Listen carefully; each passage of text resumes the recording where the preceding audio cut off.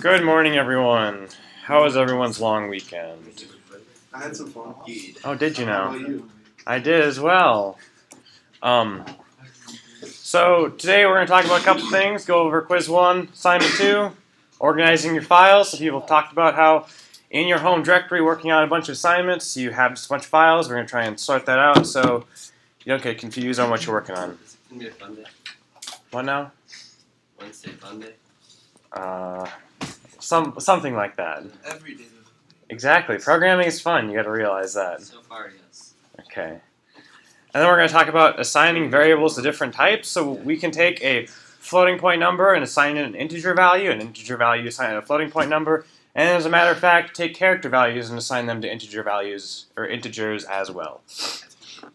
And then we're going to talk about some basic math and arithmetic operations. Now, I'm going to apologize ahead of time. I'm under the influence of like cold, allergies, basically everything right now. So my respiratory system is pretty broken. I thought you would take that a completely different way.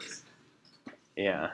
And under the influence. Yeah. Okay. Interesting. Yeah.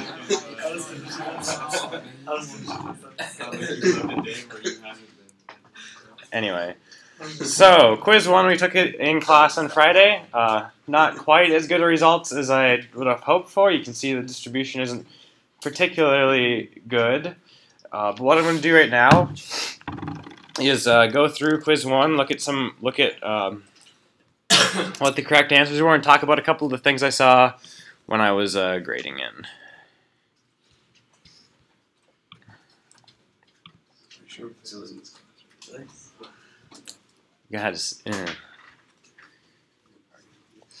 Alright, so basically the first one, everyone basically got this right, I think. It was hello world. The second one was a little, yes? It doesn't have a Studio H function on the first one. Oh, actually, yeah. So I saw that on a bunch of people's, and so it's supposed to be Studio, include Studio.h up there. And if you caught that, I gave you a bonus point. So, good for you. Like, I think three people caught that one. So this program would not even compile, so it doesn't even work. Now, as a matter of fact, if any of you are familiar with HTML, what happened was, it looks like, when it's Studio.h, looks like an HTML tag if you're familiar with that. So the browser actually interpreted that Studio.h as an HTML tag, which I fixed on all those subsequent ones, but I didn't fix on the first one, so just a little insight on that. So the second one should have been ABC. Now, a lot of you, what you ended up doing was doing A space B space C. Now, that never prints any spaces, but since maybe 10 of you in this class said that, it was I counted it close enough and counted it good. But actually, it would be ABC just like that. Now, the same for this one. It's 10, 11, 11, 12. No spaces there. But I also counted 10, 11, 12 correct as well, just because so many people did it. Just for future reference, just recall that there's no space in this format string. You don't have space around the %i, so it would literally print 10, 11, 12. So this one, it prints the floating point number 10.1. You have to remember that %f has a precision of 6 digits, so 1, 2, 3, 4, 5, 6. If you didn't have those 6 digits after the 0.1, then I marked it wrong. This one printed 10, a new line, and then 11. This one printed 10.1, 1, 2, 3, 4, 5, and then it printed 10.1 or 11.10 because of the %.2f. This one pointed 10 point. No, okay, so what happened with a lot of people on this one is they got confused because I declared my float first and my int at second. And then I print my int first and my float second. So a lot of people, instead of printing 20.10.1 or 10.10, they printed 10.10 instead, and that's wrong, but 20 and then 10.10 is the correct answer for that. Sneaky. So the 4 types of data we talked about in this class are int, integer, float, floating point number, char, character, and string.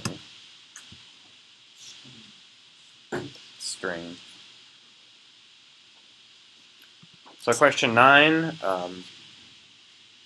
we print out 20 and then 10.10, a new line, and then 20 again, and then 11.100, I believe.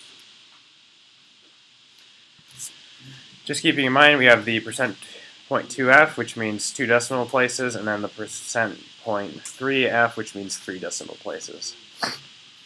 And then in our final example, we print out A, and then the new line A, and then B, B, B. Now again, some of you put spaces between the B's. I accepted it now, but as you can see here, the format string, literally, that's going to be replaced with B, that's going to be replaced with B, and that's going to be replaced with B. And it's just going to print out B without any spaces or white space in general.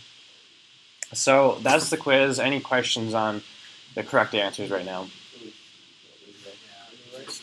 I believe you should be able, I think I marked what you missed and I gave you feedback on your quizzes, so if you go to quizzes.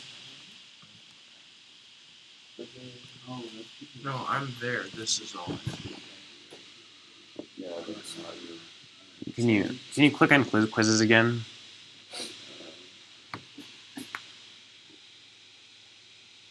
And then on the little caret, the down symbol thingy. Try submissions. And then click on attempt 1. Yeah, there you go. I think does it show you the right answers there?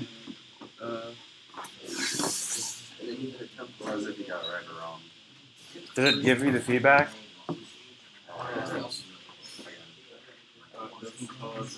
It doesn't even tell me what my answer was. Alright, so I'll look into that. I thought I had marked it to show you what the correct answers were. But I'll definitely go through that and I'll try and fix that. That's stupid. I would put 3 of the 4 then. Really? I would do anything. Alright, so since our performance on quiz 1 wasn't particularly good, if you want to retake the quiz, send me an email by the end of the day today, and I'll let you retake it on Thursday on your own time. So, if you didn't like the score you got, think about the things that were on the quiz, kind of study up, get ready for that, and send me an email, and you can take the quiz on Thursday. Does that make sense to everyone? So, talking about assignment 2. Grades on assignment 2 are a lot better. Basically, if you submitted a program that compiled correctly, I gave you darn near 100%. The only thing that I really took points off for was if you didn't reassign your variables. So if you declared your 9 variables at the top, assigned them values, and then declared 9 new variables in the middle of your code and then printed them out again. The intent of the assignment was for you to declare the 9 variables at the top, print them all out, and assign their value, basically. So what I'm going to do here, I think I have another. So yeah, if your program has to compile and run. I'd rather have you submit a program that compiles and runs than one that's necessarily correct. So again, most common mistake was not reassigning variables. Oh, wrong button there.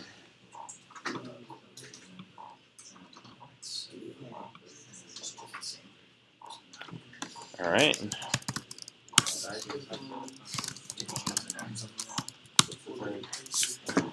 All right, so here's how I completed assignment 2. So basically I declare 3 characters, 3 integers, and 3 floating point numbers.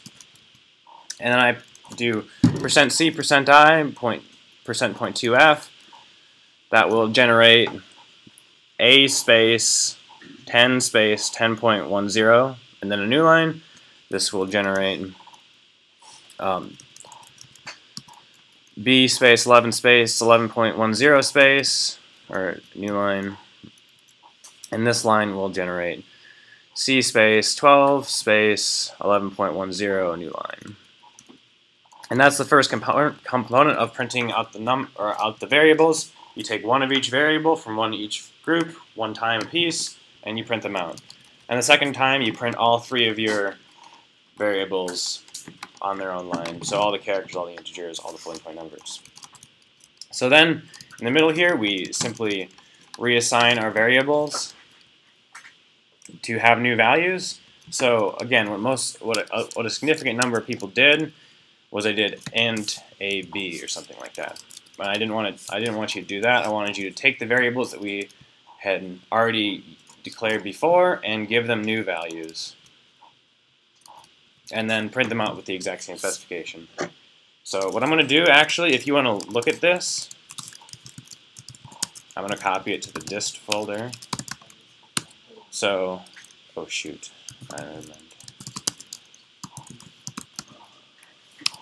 so if you want to look at that, you can just do nano dist / assignment2.c, and you can look at that program and see what you might have done wrong or something like that. So any questions on assignment 2, or how are you supposed to complete that right now? Alright, one of these windows here. So we're going to talk about organizing your files really quickly. So you might have a directory that looks like this. You have a bunch of different files, and you don't want them necessarily just lying around. It kind of clutters up. You have to read through all the different files to find things. So what I'm actually going to do is we're going to make directories for in-class assignments, assignments, and practice. So remember, we can use the mkdir command to make a directory, and then we can use the mv command to move a file from its current position to its new position. So what I'm going to do is I'm going to make a directory called daily. And then I'm going to move day star daily /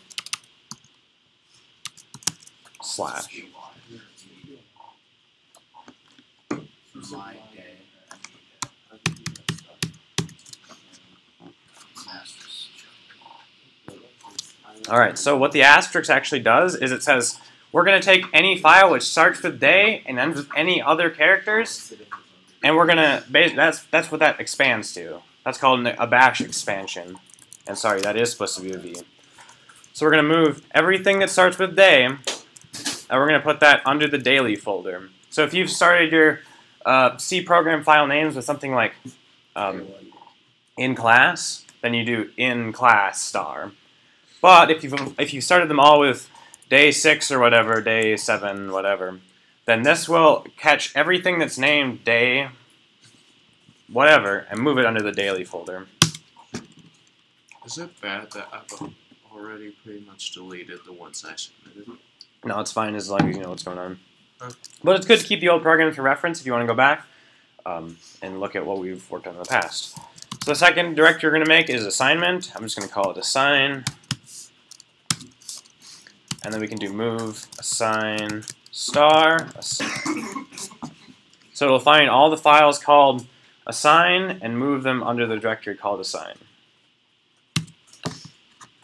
Now this will actually give us an error, but it doesn't really matter. So it'll say cannot move assign under assign, but that just basically means it's finding the folder because assign has the name assign, but obviously you can't move something under something, and it doesn't. That just doesn't work. You can't move something under itself, so it just errors out. Huh? You have to type the full name of the file. Do you have to move it? If you want to move the assigned folder, you can, but when you're moving a directory, you can't move something under itself. So it's just ignoring that. But you can see, so we can again cd to daily. We can see any of our daily assignments are now in that folder. We can cd ... to go up a directory, and we can cd assign. And we can see that any of our assignments are in those directories. So if you want to, you can do that. If you don't want to, that's fine. You can put things into the daily folder, assignment folder. You can make any of the folders you want. You can just put everything into an old folder if you don't care about it. You could do move star old / and that'll put everything that you have into just an old folder if you just want to get rid of the clutter. So just a couple things to keep in mind. We're over here. So that's it for organizing your files. So I'm going to talk about assigning variables of different types.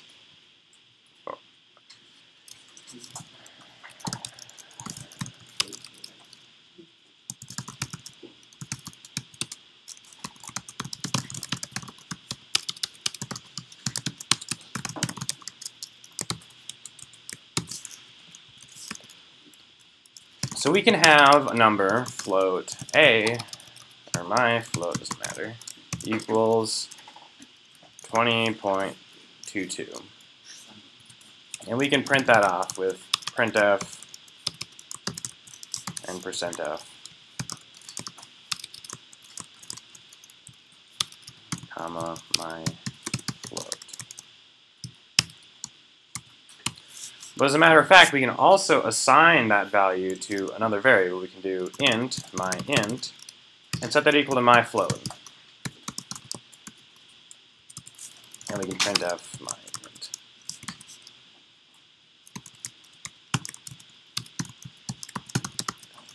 Now basically what's going to happen here is, remember an integer is a whole number. So what's going to happen is we're going to take and we're going to drop all of the decimal component of my float, and we're going to store the whole number component in my int. So what I believe this should print out, I'll just close this real quick, open it up again.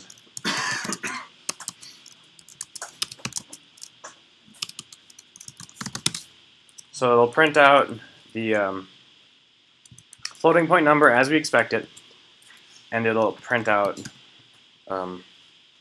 the non-decimal component as an integer. So we can take floating point numbers and assign them to integers. We can take integers and assign them to floating point variables, and it's all the same. So we can take that integer value that we just assigned, and we can reassign it back to a floating point number. So my float 2. We can set that equal to my int. We can print that off again.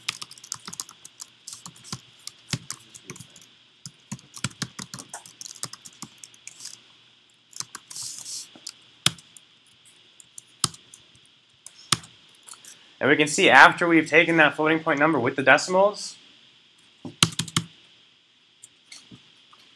and assigned it to an integer and assigned that integer to another value, those decimal places don't come back again. So we drop those values when we assign it to a different integer. So this isn't exactly an easy concept to talk or to describe what's happening here, but basically, an integer is just a whole number, and when we try and take from a floating point number and convert to an integer, the compiler system automatically determines that there needs to be a conversion, and it converts it on the fly when you're assigning it. But that's basically assigning different data types to different data types, like call it. The last one I want to actually talk about is character. So this isn't necessarily something you need to know right now, but it's kind of interesting for future reference. So we do something like char a, and we do printf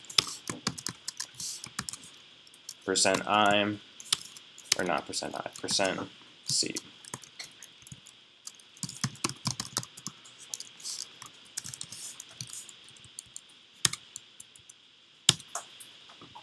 That's not what I wanted.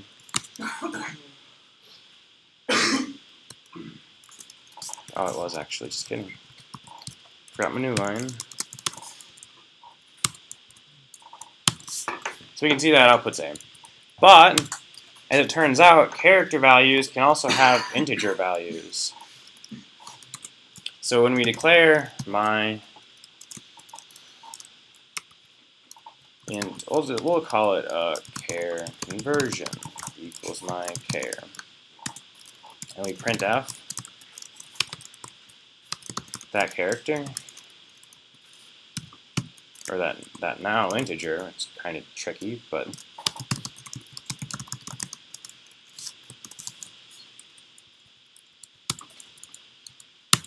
we can see that that letter A actually has the value 65. Now, when we're talking about integers, as it turns out, there's a certain range of integers which we can express with our just the int keyword, the int data type, and that's something like negative 2 billion to or positive 2 billion. If you want to know the exact numbers, you can look it up. But as it turns out, character is actually just a number, but it's a very small number. It's actually either negative 128 to positive 128 or 0 to 256, depending on which kind of system you're on.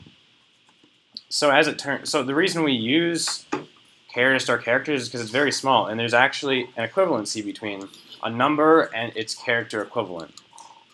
And we can actually look this up in something called an ASCII table. So when you look up an ASCII table, it'll show you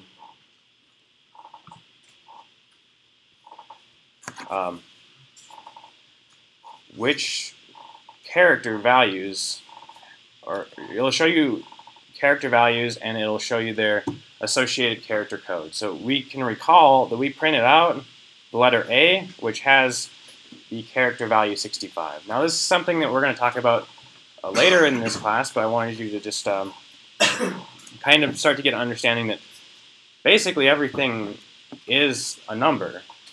Underneath everything, everything's a number. And characters themselves are just numbers which are associated with specific letters. So, yes. So is there a way like you can list off a bunch of numbers and create words and output it? Yeah, absolutely. So if you can give, let's say, I'll go here and I'll say, we'll call it another char. And we'll give it the number 65 for A. So we can assign characters numbers if we want to, and we can have those numbers interpreted as characters if we want to.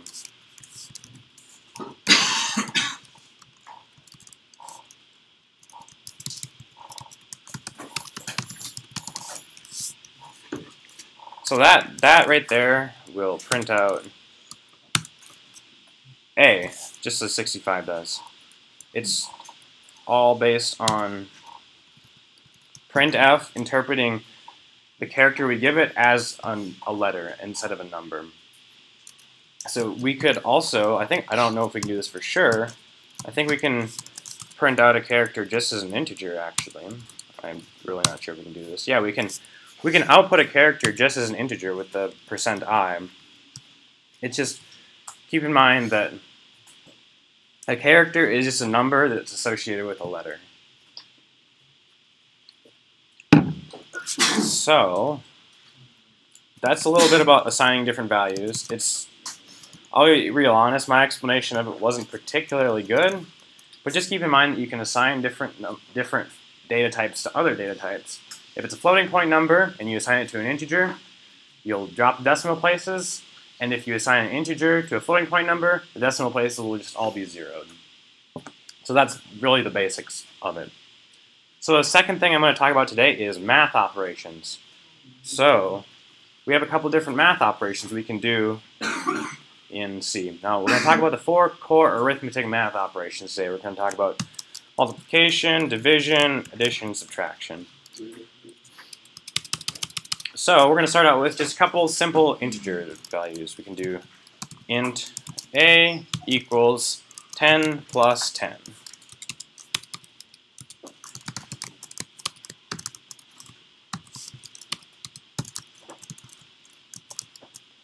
And as you might have guessed, that's going to output 20.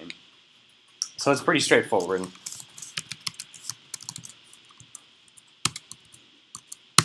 So just straight up 20. We can replace that addition with any other math operation. We can do minus, that's not a minus, do minus, do times, you can do divide, anything like that. So, in order to do, so when we're working with variables, we have something called the left hand and the right hand. The left hand is always going to be a variable or a variable declaration. The right hand can be comprised of any number of different operations. It can be a variable name, it can be a literal, 10, any literal, we talked about literals before being actual numbers embedded into the source code, or it can be comprised of operations, it can be comprised of function calls, things like that. So we can say, let's print out, we'll print out 100, we'll say times. And then we can modify, we can say a equals, and we can take a again, and we can minus 10. So on this line, we set a equals to 10 times 10, which is 100. We print it out, so it'll print 100, and then it'll set a equals to 100, or a, which has the value of 100, minus 10. So then a will equal 90. So we can print that out again. We can see that it prints 100 and it prints 90. So using math operations is pretty simple. Again, we can do addition, subtraction, multiplication, division. We can also do order of operations. We can put parentheses anywhere. So let's say we have, or let's do this. We can say 10 plus 1 times 10.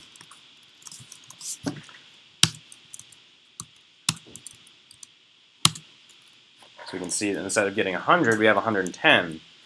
Because instead of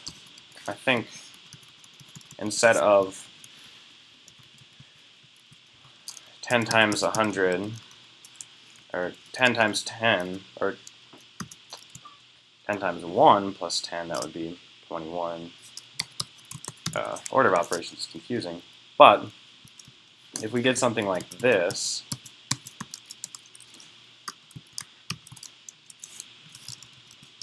you can see that if order of operations wasn't obeyed, we have 20 instead of 110, because if those order of operations weren't there, we would take 1 times 10 and then add 10 and have 20. So math operations in C obey order of operations just like in regular math. So order of operations, different math operators. Again, we can reassign variables and subtract values from them, add values to them, multiply their values, or divide their values, just in line. So questions about math operations. It's pretty straight. Yes? How high a level of math does this solve? Well, right now we can just do arithmetic. Yeah. So in the future, we'll be talking more higher level functions. Again, one of the things we actually talked about a while ago was cosine. So we could do sine, cosine, tangent, and all the inverse functions of those two. And we could assign those to floating point values. You can manipulate them just like other floating point numbers because they return decimal numbers. But those are all supported by the system. Those are all based. those operations are all comprised of basic addition, subtraction, multiplication, and division. And those are the core operations that support every other operation on the system. And every operation that you can do, you can build with those more basic operations. So I think we have time here, yeah. So we talked about math and arithmetic operations. So we're going to try and combine those two ideas. We're going to declare 4 floating point variables, and to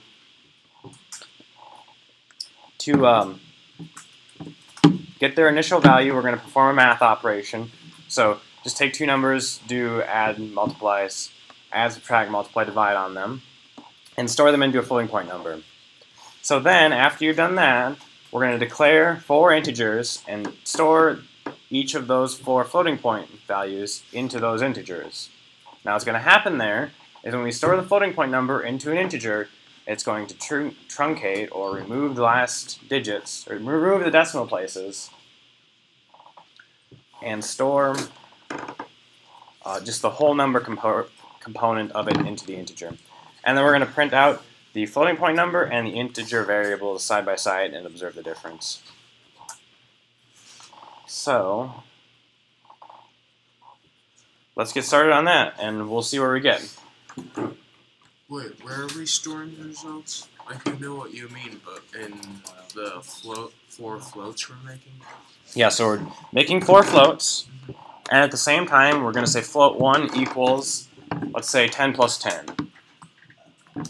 And then, after we've made those floats and done the math operations to get their values, we're going to also declare 4 integers. And we can say, my int 1 equals my float 1, and my int 2 equals my float 2, and so on and so forth. And then there should be 4 printf commands, which output floating point 1 value, integer 1 value, and down the list. Yep.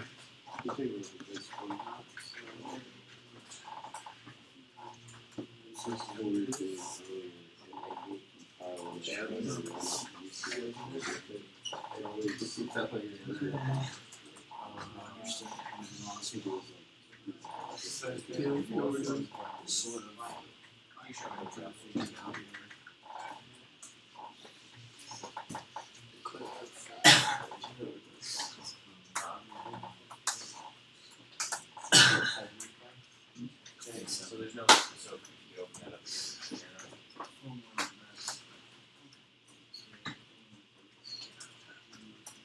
So there needs to be a key.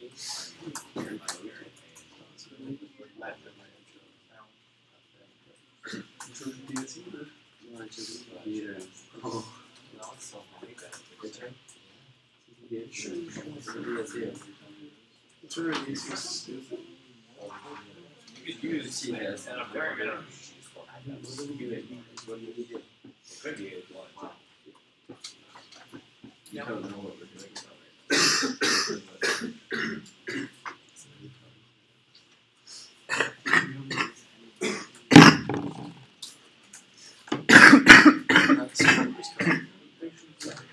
All right. You